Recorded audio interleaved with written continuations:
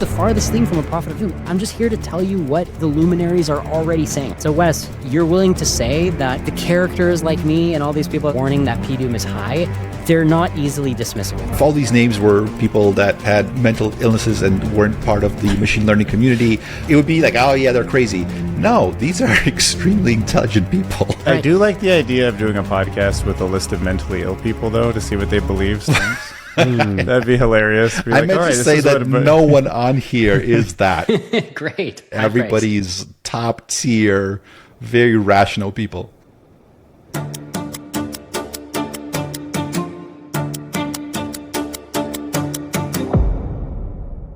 Welcome to Doom Debates. My guests today are fellow YouTubers, Wes Roth and Dylan Curious. You've probably seen their channel. It's getting pretty popular. It's a news coverage of up-and-coming trends and interesting analysis in the AI space. That, in my opinion, is way better than trying to watch Bloomberg or mainstream media. And we are doing a collab episode where they interviewed me from their show to get the AI doomer perspective. And now I'm going to interview them to learn a little bit about their perspective and also their thoughts on some recent news. Wes and Dylan, welcome to Doom Debates, guys. Wow, we don't need Bloomberg anymore. We have Wes Roth. That's where you get the news. I love it. Well, that's high praise, but thank you so much. I appreciate it. Yeah, thank you very much. We're excited to be here. Yeah, definitely. I think the first question I'm just curious about is what turned you into AI YouTubers? Yeah, I guess, I'll start just had a fascination with it, probably starting with the sci-fi books from the back in the days. It just never seemed like it was going anywhere until probably ChatGPT moment. That was kind of the turning point. I had some background in tech, working with a few people back in the days that were engineers out of Stanford. But really, my focus was always like starting my own business. In the beginning, I just had a few jobs, worked for a startup that was just blowing up in the e-commerce space, learned tons, then quit, started my own e-commerce business. And that took me from having a job, needing to have a job and living, more or less paycheck to paycheck, to maybe having a little bit more breathing room, like not rich by any stretch of the imagination, but I had a little bit more sort of room to focus on what I wanted. And so when ChatGPT came out and that whole thing came out, I was like, okay, I have a little bit of bandwidth to focus on that. And that's kind of like where I went all in on that. Yeah, makes sense. Yeah. How about you, Dylan?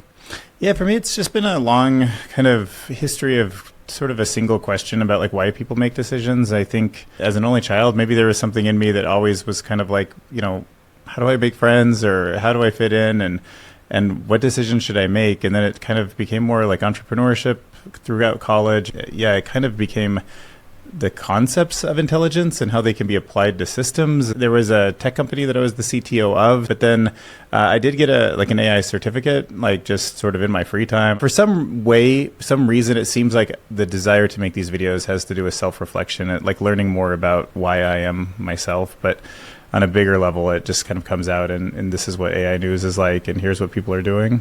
Nice. Well, this is the team that's riding into the singularity together. Everybody's along for the ride, whether you like it or not. It's true, though. You know what I mean? When did you guys even get this notion? I think, Wes, you mentioned, reading sci-fi, but when did you guys get this notion that there would be a singularity? Because for me, I've kind of expected the singularity for a while, but I didn't necessarily think it would happen in my lifetime. And now I'm like, okay, it seems to be happening in my lifetime. All right, what about you, Wes? Yeah, no, I did not have any notion of it beforehand. When AI with ChatGPT and all that stuff started coming out, I started thinking about it more like, wait, what timeline are we in? Because again, I think a lot of people's timelines shrunk quite a bit right around that time. I kind of assumed maybe somewhere down the road, but I just wasn't thinking about it. And then it's like, oh, okay, it's a lot. It's possibly a lot sooner, and it's still hard to fully wrap your mind around it. You know what's funny is I feel like my history can sometimes be summed up by Ray Kurzweil books. I don't know why, but it's like 1990 was the age of intelligent machines, and when I finally read that book, which wasn't until like 10 years later, it just seemed so far away. And then maybe my kids, I thought, and then when How to Create a Mind, the book, which was Ray Kurzweil's 2012 book, hit.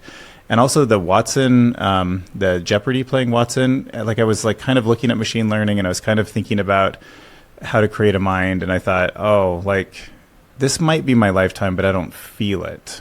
It felt like a little bit before ChatGPT when I started getting significantly concerned about like decisions I need to start making now. I mean, yeah, I think we all woke up with a start when ChatGPT came out, because I think we'd all had this notion of the Turing test, right? I know that's like in the rearview mirror now, but like we all thought that was a really important milestone. I mean, it still rings in my mind. It's still echoing to this day of like, the Turing test is passed, right? Like, what? This is like overtime now. Mm-hmm. I think a lot of people credit ImageNet. I think that was the big kind of like, oh my God, this is going to work moment. And all we have to do is scale it, and we can see the scaling laws, and we can see why people would put that kind of money behind it. Exactly. All right. Well, segueing into the heart of the doom debate here. You guys on your show are nice and neutral. You guys are good hosts. But I happen to know that one of you has a pretty strong opinion. So are you guys ready for the big question?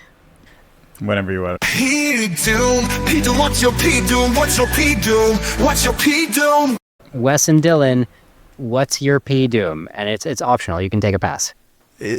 So yeah, it wouldn't be Doom debates without people stating their P-Doom, of course. Dylan, why don't you start us off? Because I think you're probably a lot more concrete about this. Yeah, so very high, but also, and I'll give you an exact number in a second, but just to make sure, some people define it a little bit differently, and I just want to make sure you guys kind of know that there's many worlds that I can imagine in the future that I would be uncomfortable living in. And a lot of those aren't necessarily the end of humans, but they're so strange. Like I imagine something like an IDE where people are programming biological life, and there's just weird things walking around, and it looks so different from this that I'm uncomfortable with it. So for me, that's kind of how I do Doom. If you want to be just like strictly like something shoots us down or takes us offline, then maybe it would be lower, but I put it all the way up at 80%. I mean, I think of it as the most probable outcome in most scenarios, and I think it's going to be kind of a very carefully constructed world in the 20% that we survive happily and safely in for the next.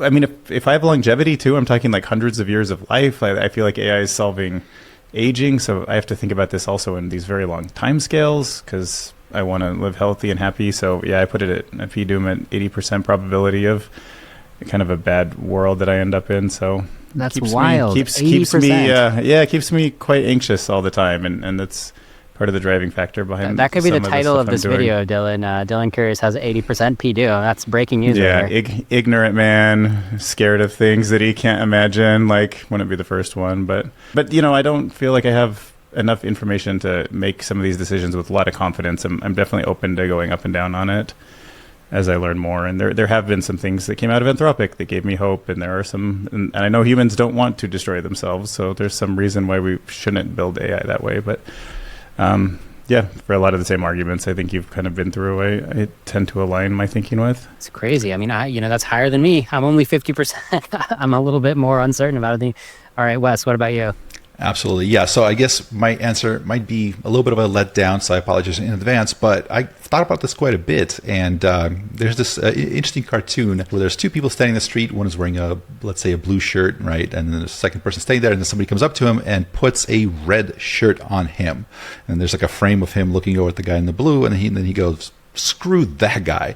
And what it kind of illustrates to me is that, if we tend to label ourselves, we have something we believe, some group we belong to, we tend to get polarized. We tend to have confirmation bias. We tend to not be able to understand what's going on. And maybe that's just a fault. Maybe some people are better at that than I am. But I want to be very careful, because in the beginning, when I started, I would say things that I believed in, that maybe were just like a gut feeling or whatever. Now I'm a lot more careful, because I want to be very flexible in how I think about things. So if we sit down with Liron or Eliezer, I want to be able to present their ideas to the widest possible audience in the best possible way, to really steelman those and say, hey, here's why this makes sense beyond a shadow of a doubt. And if we have somebody from the other side that has a very optimistic view, I want to be able to take their reasoning and showcase that as well. So I'm very careful. But I will say this, that certainly the more I read about the latest papers that are coming out, there's a lot to worry about there. This is an open problem, right? So the alignment problem is an open problem. A lot of the sort of factors that we have, like the race conditions, the fact that whoever gets to a automated AI researcher first, it just has an amazing advantage. There's a lot of incentives here that are warped and that are dangerous. So we're accelerating towards a cliff, and we're like, hopefully we'll invent brakes right before we get there, so we can, stop right before. That's how I see it. So there's a lot of problems. So I'm not it's like low P doom, but we're accelerating towards a cliff, kind of. Exactly. Yeah, I hear it. It's kind of funny when you guys are doing your interviews. I know you focus on the guest, you keep it neutral, but secretly Dylan's like, oh, we're so doomed. Like, that's your perspective the whole time. Yeah, well, I mean, I don't know.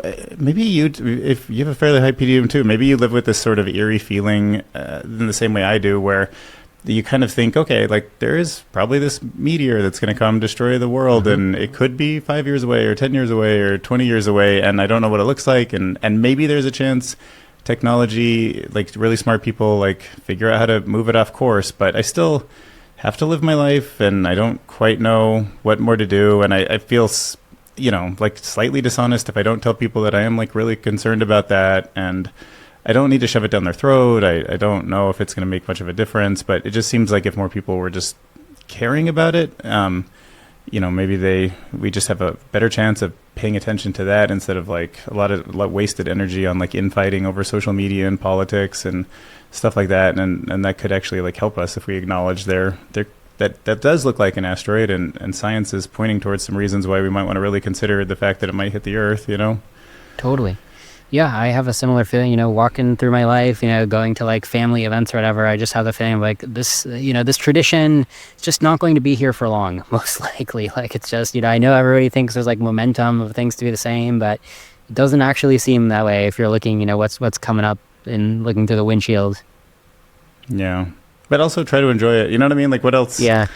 Like it's definitely important that we turn off our brains sometimes and still try to live in the present, because I don't know, we're still just human. So, as humans, we have mechanisms for tuning out things that scare us. So I have plenty of those tools that I use. I agree with that. All right, well, let's get into some news. For me, there's really the number one biggest news that I want to show you guys, which is the recent launch of Eliezer Yudkowsky and Nate Soares' book, the book called If Anyone Builds It, Everyone Dies. Yeah, let me pull up the official book webpage. Also, here's the actual book in all its physical glory. I'm getting the hardcover tomorrow, so I do plan to read it. And I've been watching a lot of interviews with Eliezer. I have a lot of respect for the guy. I think the way he articulates his opinions, how deeply he thinks about stuff, how precise his language and rationale is. I mean, it should be his ideas, whether it's the book or other ideas, should be required reading. Whether or not you agree with the conclusions, I think like the rationale, the reasoning, that should be required reading for most people. Yeah, I appreciate that. It just launched last week, and the New York Times bestseller ratings came out yesterday night, and he was number 7 in nonfiction, an instant New York Times bestseller. What do you think about that?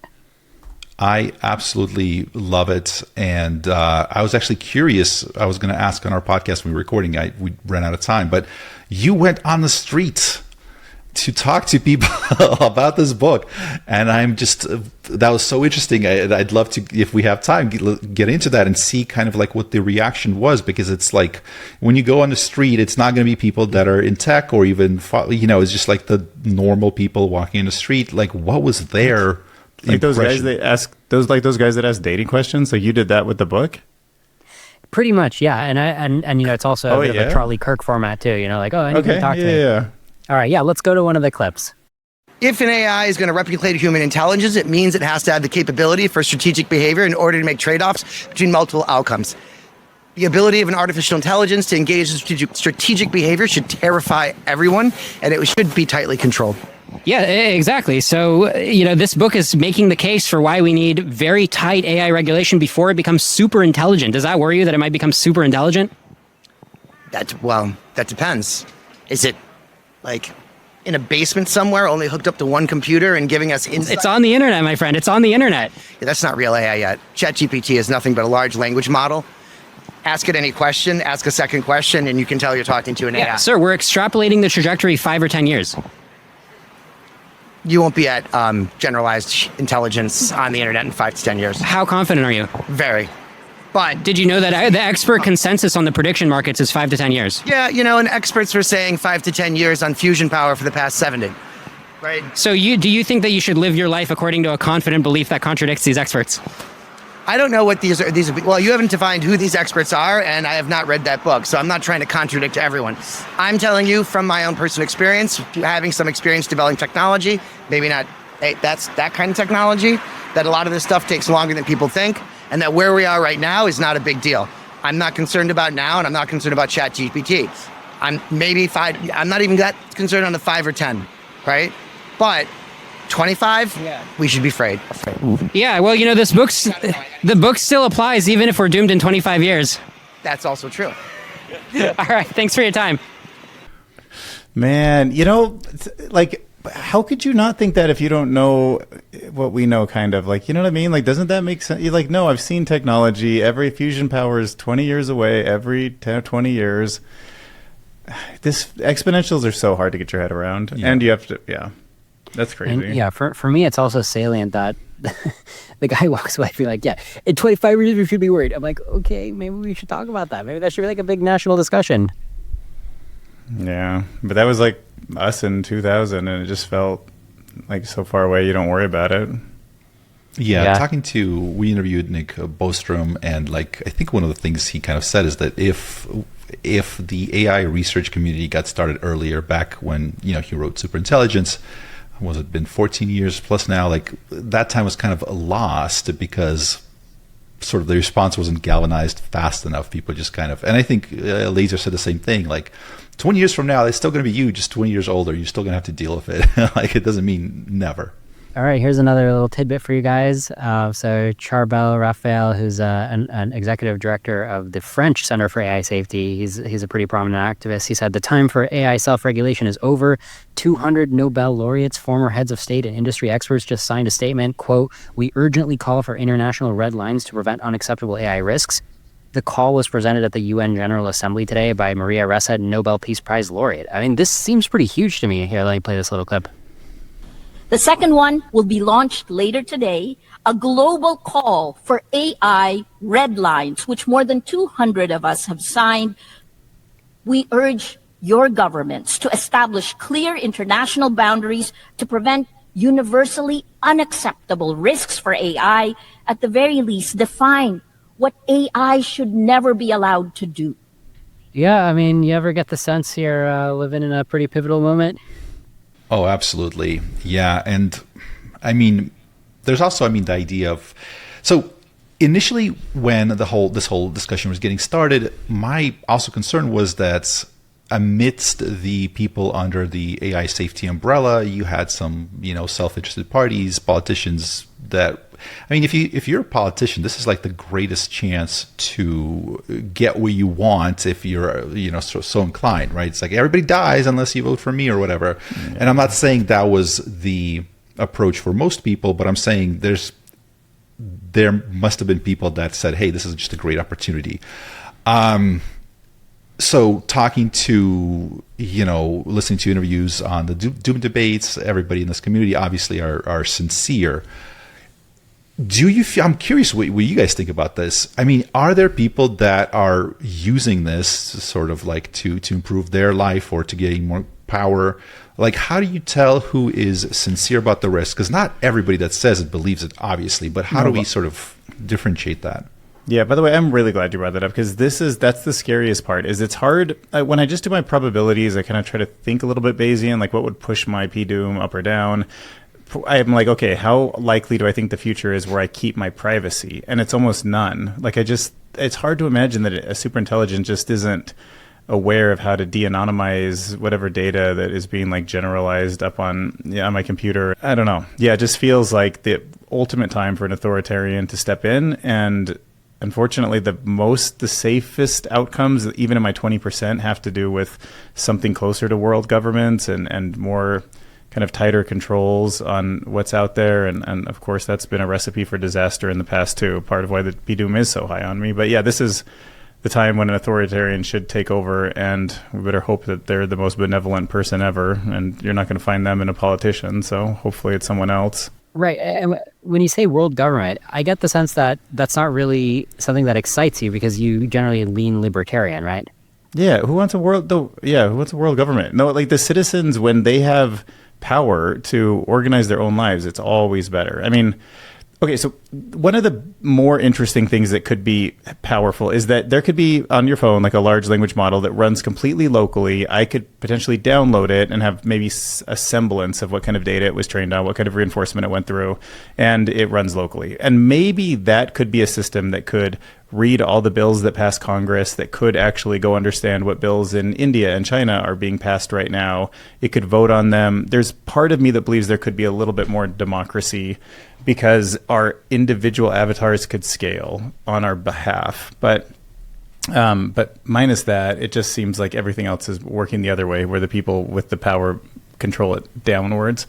And yeah, no, I hate that. I don't want an authoritarian thing, but also it just seems like that's part of every safe scenario I can deal with, I can imagine. You mentioned the example also of like privacy, like are we really going to be able to keep stuff secret from the AI? The thing is that if we're talking pre-super intelligence, it's really is a whole different conversation. If you're saying, man, imagine there's all these AIs that are almost as intelligent as us or like slightly more intelligent than us, won't that be pretty crazy? And I'm like, yeah, it'll be pretty crazy, but you know what? Encryption will actually probably still work. You know, like 2048-bit encryption, you know, we do actually have complexity theory that tells us that no matter what the AI does, it can't reverse that encryption. But then, of course, in reality, the moment that it just gets kind of crafty with its plans, you know, like the Israeli Mossad or the CIA, or at the moment it starts really thinking outside the box, it's just like, okay, well, I'm just going to social engineer Dylan, right? Like I'm just going to like trick you into giving me your password or whatever.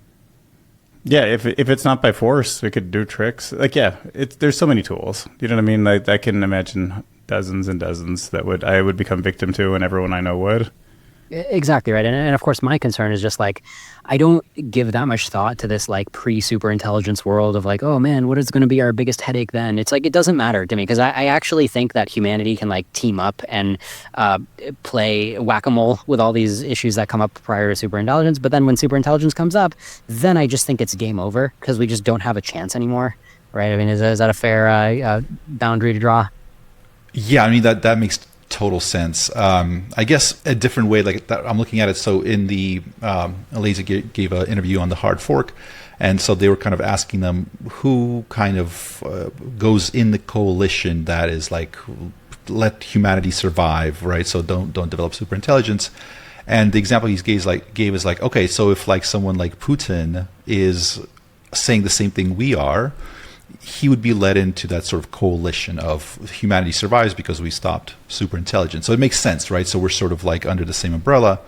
At the same time, there might be a different group, like people that don't think super intelligence is being developed, but who believe that it's going to automate and take away all the jobs. Do we let them into the coalition? And so how Eliezer sort of described it is like, well, we want them to be our allies. We want them to help the coalition, so to speak, but we don't want them making the decisions for the coalition because they might make decisions that save the jobs but let superintelligence in. And I thought that was a kind of a great way of breaking down that issue. And I guess my whole thing is like, well, what about the groups of people that say that they humanity doesn't die, but their goal is, I get the power and I'm at the top of the thing. Like that's the scariest. That's one risk that I'm personally very, very much afraid of. Yeah, and even try to imagine a world where we are happy and living good lives, but still super intelligence is out there. So it can build a Dyson sphere, or it can do something that's just like, solve aging. It can build any kind of protein, any sort of biological creature, but yet we're okay. Then the only real conclusion I can imagine is that we're in some kind of a zoo or something where, okay, like we walk around, we don't really notice it, but hidden in the invisible information around us, there isn't a super intelligence, right? And it's a super intelligence that keeps making our lives better, like the way we build a beautiful doghouse for a dog. And we kind of know what a dog wants, and we don't put it in situations that a dog wouldn't thrive in because, we know about it. But it's still like an eerie future. I'm like, oh, I'm so happy. And it gamifies my life to give me motivation. But I know that at any moment I really could just stop the game or do something, and like maybe if I'm lucky, it's just curious about collecting my data without poking and prodding me. But it could poke and prod me at any time it wants to. Like, Right, and that even pre-assumes that we even got to the point where the AI is so nice that it's like leaving Earth alone, right? Because that's not. I do want to disabuse people of the notion of like, oh, the AI is just like busy on other planets. It just doesn't care about Earth. Because like, you know, when I had Mike Israetel on my show, he seemed to kind of think that like, yeah, it's just not going to want to disturb Earth. It's like, it's definitely the default that we're going to get disturbed unless the AI doesn't want to disturb us. Is that fair to say? Yeah, and great interview with Dr. Mike Israetel. We had them on the channel as well. He's so fun and just love those discussions. What I found interesting, so you recently interviewed Eliezer Yudkowsky on a different channel under your name, not under Doom Debates. And it's interesting that it sounds like, based on what he was saying, is that he initially approached this with the idea that superintelligence will be kind of maybe benevolent by default, which is interesting because that's kind of, it seems like, if I understand correctly, Dr. Mike Israetel is also kind of like thinking along the same lines.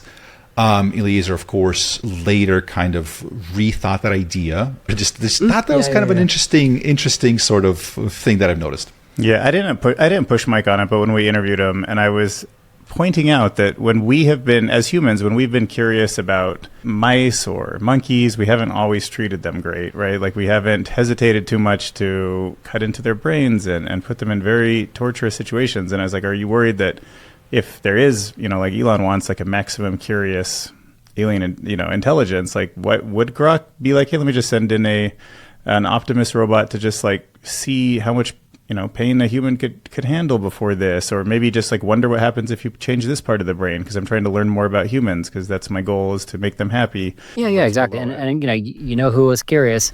Nazi medical experiments, right? Like they tried to learn a thing or two about the human body.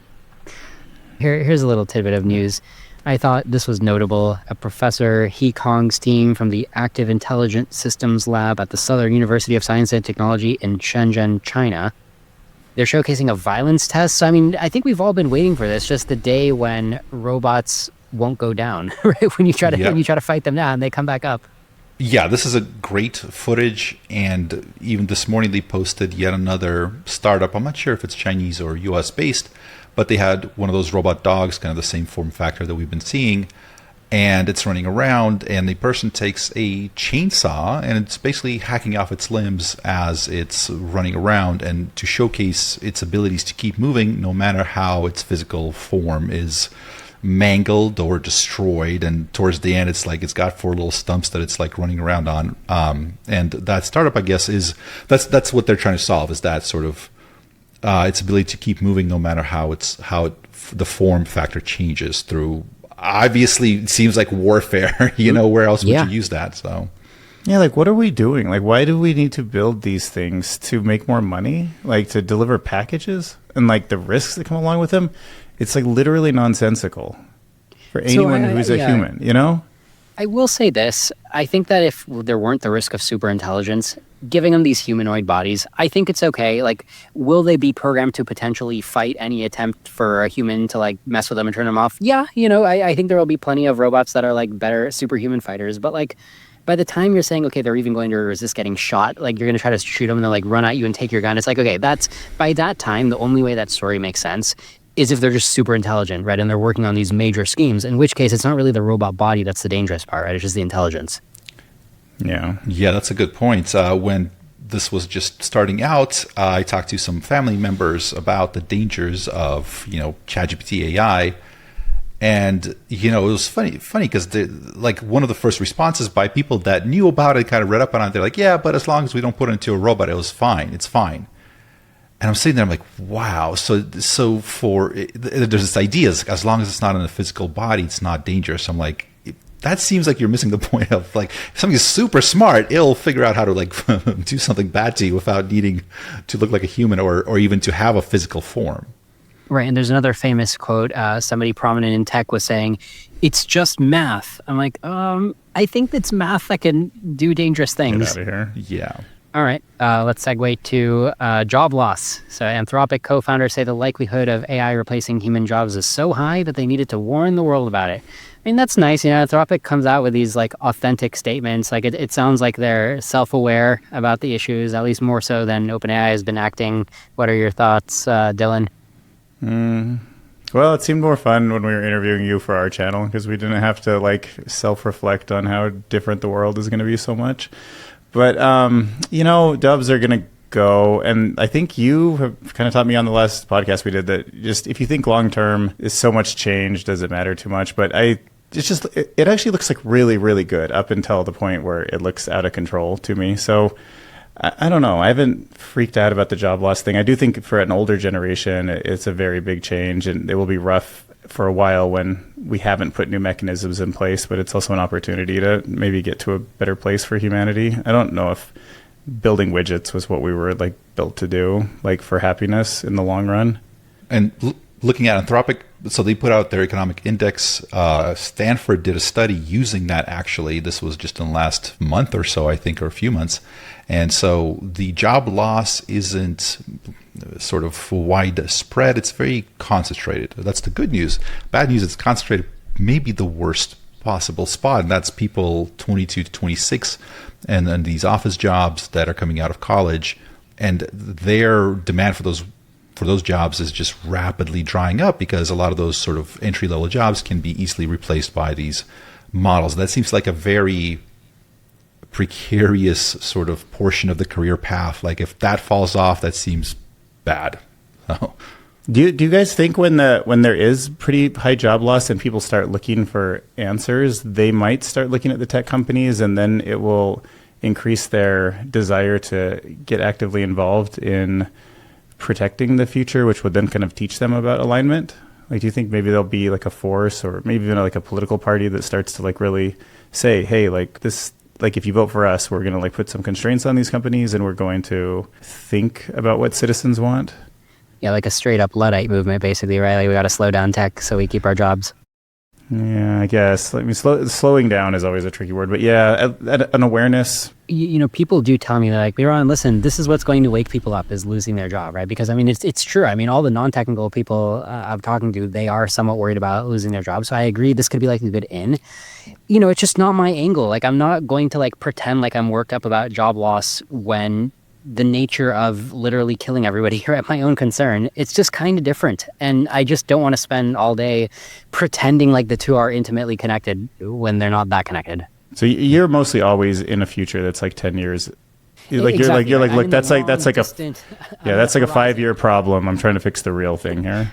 Right. I mean, the full unemployment, from my perspective, that could be like a 5-year problem. And then the no humans existing anymore could be like a 10-year problem, right? So I've got this long-term, it's just funny because a few years ago, everybody's like, yeah, I'm a long-termist. I care about like the next trillion years. And now I'm like, I'm thinking long-term, guys, 10 whole years. Yeah.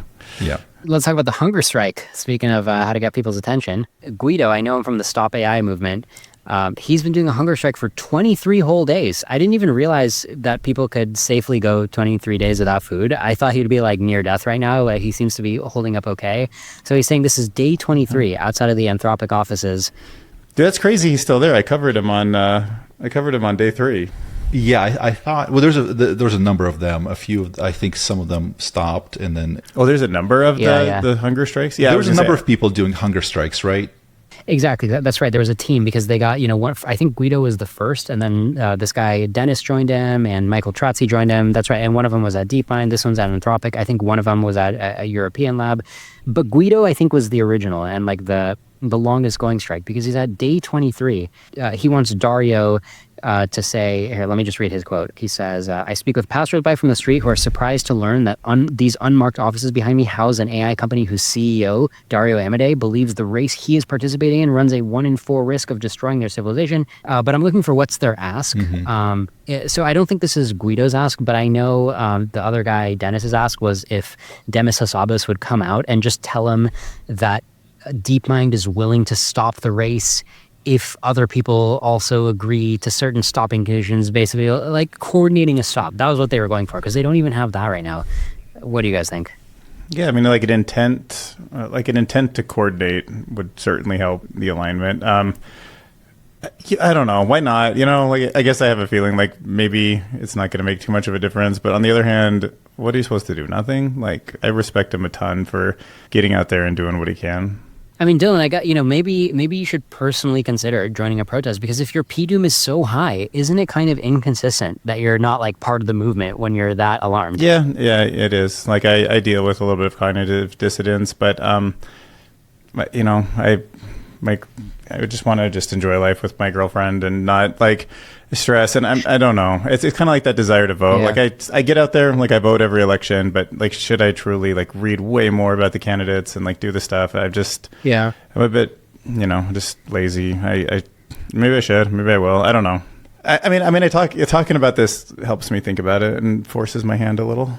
Exactly. I'm wondering why Anthropic is one of the companies targeted, because I feel like Anthropic, yes, they're one of the frontier AI labs. Dario seems to me like the most concerned about AI safety, the one that's doing the most for it. And out of all the labs, he is the one that sort of seems to be very responsible. I mean, the whole thing with Sam Altman getting kicked out of OpenAI, in part, if we understand correctly, if I know correctly, based on what was reported, that started because Dario slowly published the next iteration of the model, whereas Sam quickly published it. And the lady, I'm blanking on the name, I apologize. Helen Toner, yes. So she wrote a paper, I think, criticizing OpenAI in part due to kind of like how quickly they were pushing stuff out there. That, I think, was the thing that kind of sparked everything, and that whole thing where he got let go for 3 days.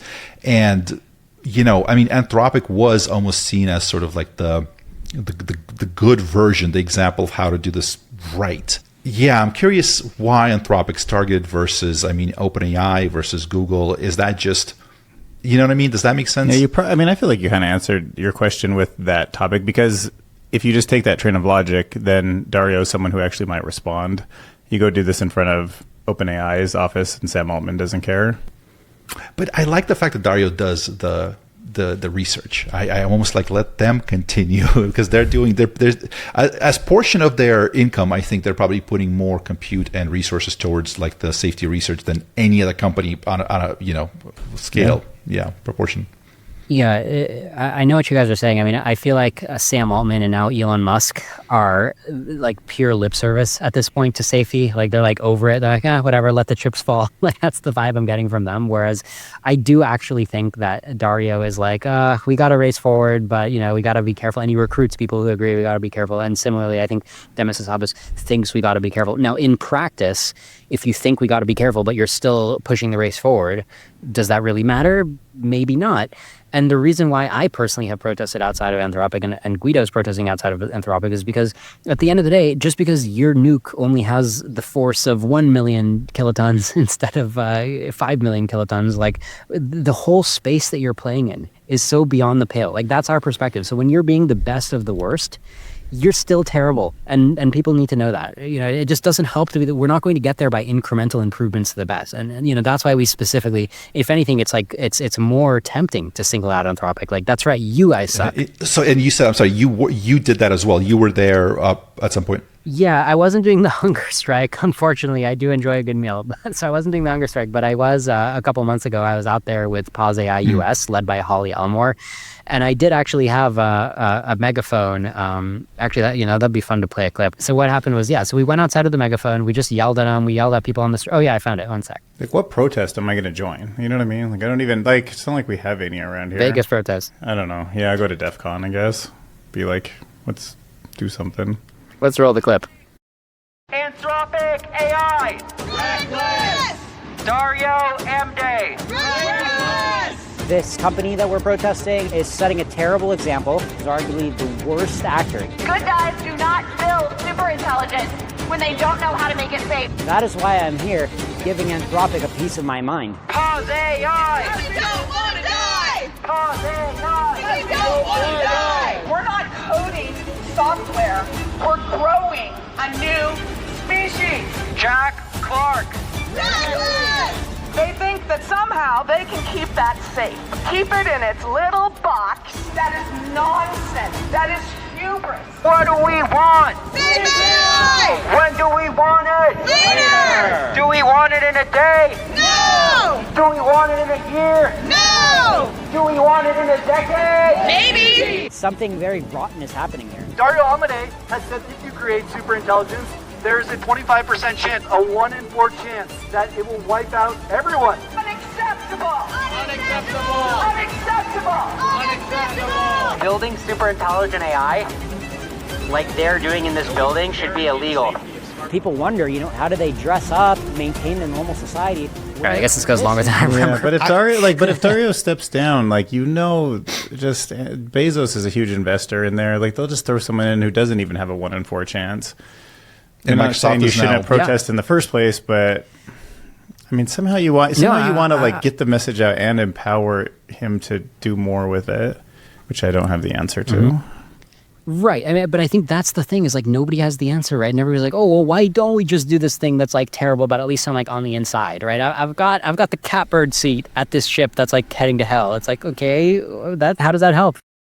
And I know I saw this video at some point. I did not realize that was you. For some reason, you do look a little bit different there. Yeah, street persona. But yeah, no, it's. I guess I understand why that makes sense to target Anthropic.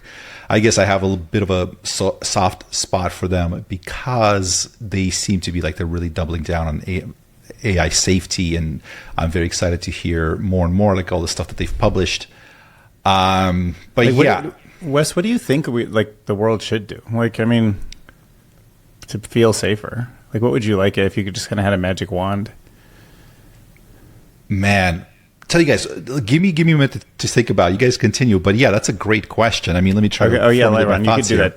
I'll take over the question. Yeah, Liron. What would you guys do? I guess. Because you've thought about it a lot. What does it look like? Is it a full stop? Something in between? Yeah, so I'm on board with the Eliezer Yudkowsky proposal of we need the international treaty. It's not even up to the AI companies. At this point, it's screw them. They're not good faith actors at this point. It has to be international regulation to say nobody can build this. We're all scared about building this. Yes, we can have one centralized research lab where there's some consortium that says, okay, you could do this much research. We all get to monitor each other. We can push the boundary a little bit. We can try to get new insights. We can try to get medical insights that aren't general superintelligence until we understand principles of how to make superintelligence safe. But the point is, this isn't just something you want to put in everybody's hands because as fun as it is, right? It's incredibly fun, but it's not going to work out, right? It's oh, let's all play with matches, and we're kids. It's no, you're going to start a fire. You just have to have the awareness that that's what's going to happen. So the proposal is unfortunately, very centralized, restricted development. And if you remember Eliezer Yudkowsky, in order to emphasize his point, he said, look, this isn't the kind of treaty that you can just violate and then 2 years later we'll send you a stern notice. This is the kind of treaty that if you violate it and you don't stop, we will go and attack your bunker, right? We will use a bunker buster or whatever it takes to get those GPUs offline. And then everybody dogpiled on him aha, you're violent, you're basically a terrorist, Eliezer, right? They really overreacted. So having citizens care doesn't matter too much. It's really about an elite group of kind of world government people just making this decision and then enforcing it through laws. In theory, right? In theory, if leaders could just get together and make a smart decision and just do it and it was the right decision and the citizens were just going about their day not caring, I guess that would be fine. But I think we all know realistically, leaders don't lead like that, right? Everybody, they tend to lead from behind, right? They want to do what's going to go over well with their people. And so that's why I personally think that the angle of leverage is not to just go and talk to the leaders and be hey, this is what you should do. It's very much to have that grassroots will to be hey guys, hey, citizens of the world, we all need to yell about this. So, interesting thing, you guys mentioned, having all the leaders be involved in this. Obviously, that's part of it. Whether we start from the grassroots or top down or whatever. The other thing is, of course, each country has their own elites, their own people that maybe are not elected officials, but that run from the, run parts of the economy, part of the government from the shadows, like the influencers that are in the background, whether that's billionaires or whatever. So Nick Bostrom recently, we talked to him. He has a proposal for a potential governance model. If I understand it correctly, it's basically almost using the existent stock market system of having some sort of a world company that everybody can buy into, with all the governments and all the elites and people that want to invest in it that are able to invest in one system where everybody's sort of developing this thing. And I'm sure there's tons of holes that people can poke in that idea. But I think it wins on several fronts. One is it just gets everybody involved, focused on one thing, rather than China and U.S. and everybody and the UAE, the kingdom, building their own models. We at least have this one unified thing, and everybody's money's on the line. So it also seems to get that, and it's not just governments. It's not like like the nuclear world. The governments are. It's also you're getting buy-in from the billionaires, the people that run stuff, because they're also invested in it. Their money's also on the line. He posted that proposal on the Less Wrong community. I know it got a lot of comments. Yeah, what do you guys take about that? Yeah, I'm actually not sure which post you're talking. I may have missed this. A investment as governance model for AGI. So he posted it on August 27, 2025 on Less Wrong. And he briefly talked to us about it when we were chatting with him. So in a nutshell, we have an AGI Corp domiciled here in the U.S. Everybody can buy in. Foreign governments and billionaires are almost encouraged to invest in it. So the idea is to get everybody bought into one massive AGI Corp. I mean, this is a huge proposal. I'm just scratching the surface, but yeah, and maybe that's where UBI comes from too, right? So like if we want that way, we're all invested sort of in like the stock of the United States or the stock of the world, and it has all these tentacles that power all these GPUs, and it's in our best interest for the long run to watch that stock grow. I mean, I haven't really seen the detailed proposal, but it just, when it comes to the issue of building super intelligent AI, it's not really about like, oh, how do we coordinate all the world's citizens and aggregate everybody's preferences? That particular issue to me is more like, how do we stop random companies from unilaterally being like, hey, let's do this training run, and then passing the superintelligence threshold and the point of no return, right? Like that's what I see as the issue. And I don't think democracy per se is the key tool. I think the key tool is just however you want to structure the leadership just has to stop the decentralized experimentation of that kind. Yeah, I guess the way that I'm seeing it is, this might be a bias of mine. I don't see everybody all over the world cooperating under some agreement. So that's my biggest sort of thing where I'm like, yeah, it would be great if we could have some sort of nationwide or global cooperation. How? What system? What examples of that have we had? And no, you know what? And you know what's scary, Wes, is like almost all the big, like the tragedy of the commons issues, when they get solved, it's always like after. Like you had to actually drop a nuclear weapon on Japan to freak the whole world out to then finally coordinate the development of that stuff. And we don't get a second chance with ASI. Well, maybe you do. I mean, maybe you kind of get hints along the way, but kind of like nukes, like they're very powerful. It might get out of control. So, and that's why I kind of like some ideas about this approach is that step one, use everybody's self-interest to buy into something that seems like, we're developing it. But then we have more of an insight into what's happening. Just because I think the U.S. corporations trade on the stock market, they're not perfect, but we have a lot of visibility into what they're doing. Not always, but it's pretty good. It's a pretty good system for that. People are able to vote. Everybody's able to buy in from all over the world. Again, not perfect by a long shot, but there's a lot of things that work. There's a lot of things about it that work. It already has their governance models. If we can somehow create something big like that, at the very least, we're getting buy-in from everybody. And I feel like that's step one. Because again, like let's say Anthropic pauses and maybe Google agrees to pause, but then there's Chinese labs. So is it one of those things where we do it one at a time, or do we? It's my thing is like, okay, we need some sort of a model that unifies everybody, gets everybody to the same table. That's step one, and step two is figuring out what to do. We don't have one table at which all the decision makers are sitting. We don't have that. You know what I mean? Yeah, I mean, we like, what I will say, it's been kind of weird. Like, if you saw that, you see Trump kind of like parading around, Sam and Google CEO, and Microsoft CEO at these like international dinners. So I do wonder what's happening in closed doors and how coordinated they're being, and if a few of those guys aren't reaching out to Jensen and Musk just to make sure they're on board too. So hopefully something like that is happening. I mean, I have seen them at dinners in groups in ways that didn't feel like I ever saw companies sitting around before with governments. Look at the current state of play. So here's Director Michael Kratsios on Twitter He runs the White House Office of Science and Technology Policy, and he had a very strongly worded tweet yesterday. He said, "The U.S. totally rejects all efforts by international bodies to assert centralized control and global governance of AI, ideological fixations on social equity, climate catastrophism, and so-called existential risk." The idea that our existence would be at risk, they're dangerous to progress and they're obstacles to responsibly harnessing this tech. And then Jacob Hellberg chimed in. He's the Undersecretary of State designate. So these are pretty high up people.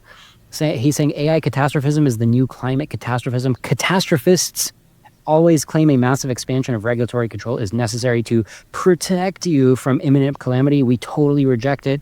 So, I mean, to me, this is just like, this is exactly what it looks like when the problem of noticing something and then reacting to it by coordinating, it's a hard problem. And this is what it looks like when people just try to sidestep the problem. So what do you think the avatar is like? If you could put yourself in the shoe of sort of the average person who really has a disliking for the Doom debates and for Eliezer Yudkowsky and whatnot, like, what do you think they're thinking? Like, my first thought is they're like, so I've got this before, like when I used to talk about my kind of P-Doom a little bit more. I haven't done it as much recently, but they usually said I was trying to get famous on YouTube. They were like, "Oh, you're probably just doing that for views," or like, "You just, you're doing," and I'm like, "Trust me, my YouTube channel is not that big. It's like not helping me that much. It's just the conclusion I'm coming to." But I guess, like, do they think people like Eliezer are just trying to gain control or build a movement or like tear down the administration, or like, what do they think the energy is coming from if they don't believe you genuinely for being concerned? I saw a smart guy on Twitter the other day say, come on, guys, Eliezer Yudkowsky, he's just trying to sell books. He's just trying to make money. And this is like a guy that I follow that I consider just has like intelligent takes, has like an original thinking. I'm like, after all this time of Eliezer Yudkowsky making like a five-figure income, running his own research foundation, making literally 10% of what he would make if he went and used his big brain for like a tech job. You think this is like a cash grab because he sold like a few thousand copies and hit the New York Times bestseller list? I mean, so that's just like, to me, just a major failure of modeling the other side.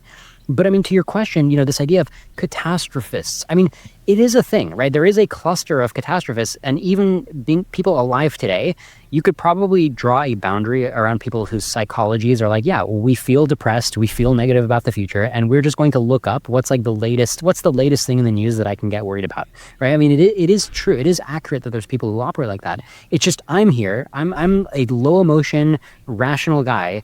I often cite Asperger's, like I'm kind of an Asperger's personality type, right? And I'm just like, okay, what's actually true? Oh, it's actually true that we have a high chance of being doomed. I've never felt that about anything before except for artificial superintelligence because the argument seems strong, right? So I'm not in what you might think of a catastrophist, and neither is Eliezer Yudkowsky. Eliezer Yudkowsky only started catastrophizing when he realized that his own plan to build AI was going to fail. Like, he had the introspection about his own plan, and then he looked at other people's plans like, oh, you guys are going to fail too, like fail hard. So, this is why I had to comment on Jacob Hellberg's post. I said, you are factually wrong about what the people who disagree with you believe and why. You are crapping on the quality of discourse. I really resent this line of discussion right now. I just think it's extremely harmful. Now, do you I should have done even more research, but do you have a history of making big, sweeping, worrisome claims about climate change and about geopolitics before you did anything with Doom? Like, did I just pivot? Yeah. Well, first I was in PETA, throwing blood on people's fur coats. Because there's concerns there that come from facts also. I'm just kind of curious. Like, did that... Yeah. No, my whole history is, so I went to college, studied computer science. That's actually when I started reading Less Wrong, so I don't have much of an adult life before that I can show you as proof. I mean, I've been programming computers since I was 9 years old, so I've just always loved tech, just like Eliezer Yudkowsky himself. And my career has mostly consisted of ignoring AI existential risk. I did Y Combinator. I've done a couple tech startups, nothing very successful. I still run a tech startup. And that's actually my day job. I barely make money off my YouTube channel. I use all the money to just go back into the production of the channel. And so I'm the farthest thing from a prophet of doom. If tomorrow there was some argument, if tomorrow there's some breakthrough of like, oh, we understand how to control AIs now, I'd be like, oh, sweet, great. Then I get to just keep playing with AIs. I mean, I'm not a prophet of doom at all. Yeah, and it's definitely, like you said, it's an open problem, and it would be great to see what that even looks like. does Eliezer or anyone have anything like what that would even look like? Is there even some approximation of what taking steps towards solving that problem would look like? Yeah. So, Eliezer, this is probably a good semi-optimistic note to end on. Is Eliezer does think he has a bunch of theory worked out of like what it looks like when we're able to control the AI and we give it a target that actually makes sense for humanity. Like, look, just analyze everybody's brains and imagine if they had many years to sit together and think what a good future looks like, and then extrapolate that out and give us advice. You can predict better than we can what actions to take to achieve that kind of realistic approximation of heaven. Eliezer thinks that the problem is possible in theory, as long as we don't take the shot before we can call the shot. That's language that he used on my show. He's like, we can build up theory enough to start calling these shots, but because it's so risky, because there's no undo when you take the shot, you just have to basically throw more decades into preparation than you do for other problems. It's more like sending a probe. Right? Like we recently unfurled the James Webb Space Telescope and we nailed it after 30 years or something, right? Like we paid such close attention to this James Webb Space Telescope and we actually got it right. Unfortunately, the level of theory that we have for controlling AI is more primitive than all the theory we had about how to get that telescope into space properly. And so Eliezer's just saying, yes, there is a way to solve it, but we're not even close to there yet. And we're not even close to giving it the right amount of time and the right amount of coordination. But that would be the optimistic scenario. Right. I just threw a link in the chat there. Do you mind bringing that up? That's the Wikipedia page that breaks down what people's P-dooms are, just because of who you are and how you've thought about this. What patterns? You're right. I should be on this page.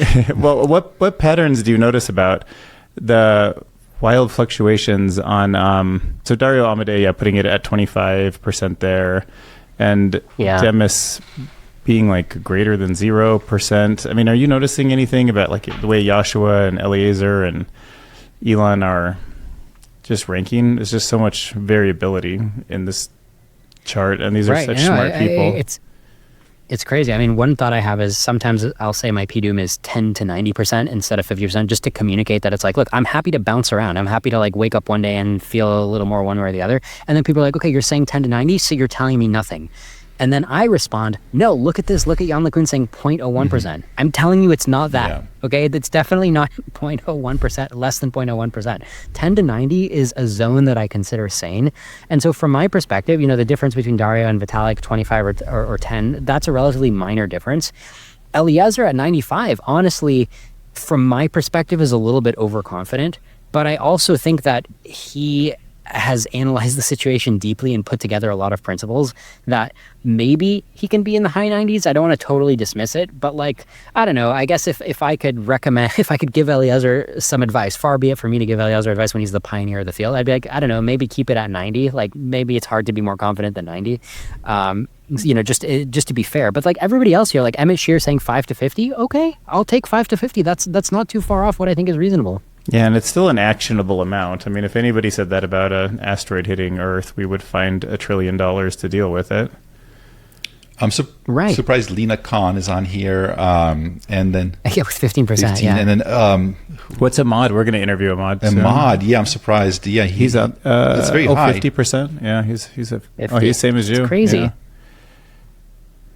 Roman Yampowski is the highest. I mean, it's look at the end of the day. The reason I do Doom debates is because I think it's just arbitrage. I'm not even out here trying to tell the world something crazy. I'm just trying to tell the world, hey, the smartest guys we have who would be the most credible at estimating what the situation is, those guys are basically screaming. This table of different people who are industry leaders. I don't know, I guess there's a journalist in here, but futurists, and remember the it's not just about this P-doom table. Okay, we can go to the CAIS statement, the statement on AI risk. Mitigating the risk of extinction from AI should be a global priority alongside other societal scale risks such as pandemics and nuclear war. It's signed by Jeffrey Hinton. It's signed by Yoshua Bengio. So at the end of the day, I'm not just here to slap fight people and be like, oh, do you believe this? I'm just here to tell you what the luminaries are already saying. I'm just trying to diffuse that understanding into the broader society while there's still time. Yeah, and the way evolution has worked, overcorrecting a little bit on bad things has served a benefit. There's a reason why sometimes you jump when you think you see a snake, but it's really a stick. It's because being a little bit jumpy about something as dangerous as dying has served evolution well. So it'd be nice if we would just pick up some of that in our society and be like, this is a pretty big risk. And along with climate change and nuclear weapons, but this one just seems something we're inventing from scratch that we should be talking about alongside those at least to the same degree, but I even think much more. Exactly. Let's end on this. So, Wes, you don't have to give us a high P doom, but I think it's clear that you're willing to go this far, if I understand correctly. You're willing to say that the characters like me and all these people that we saw that are warning that P doom is high, they're not easily dismissible. Is that fair to say? No. See, here's the thing. Okay, I'll take that. Basically, if all these names were people that had mental illnesses and weren't part of the machine learning community, it would be like, oh yeah, they're crazy. No, these are extremely intelligent people. These are extremely educated people that spend tons of time working on these problems and thinking about these problems. You can't dismiss it. And I also think that for a lot of people, like for myself included, the more I learn about it and the more I realize the more you realize what superintelligence can do, once you realize how good things can be, part of you goes, yeah, but if it can build that, if it can build Dyson spheres and immortality and whatever, like that seems like it's a pretty powerful entity. Like, is there some risk? And if you fully sort of grok that we're potentially summoning a literal machine god, I mean, some part of you has to have some trepidation, some sort of fear. Like if I say it like this on my channel. You can have whatever opinion about P-Doom that you want. If you're at 0 and you think we're summoning super intelligence, you don't believe that we're summoning super intelligence. If you think it's coming online, you have to have some fear, at least. That's where I'm at. So yeah, I like what Demi says. Greater than 0, 100%. Yeah, well, I do like the idea of doing a podcast with a list of mentally ill people, though, to see what they believe. So you brought that into my existence. That'd be hilarious. I meant to say that no one on here is that. Everybody's top tier, high praise. Very rational. A bunch of crazy people here. Here's what they believe. The podcast. That would get so many more views than what we do. It would just more people would believe them than us. So. Yeah, we went to a mental hospital to talk about AI. Yeah, I'm like, you believe in aliens? That would do so well. Oh, boy. Nice.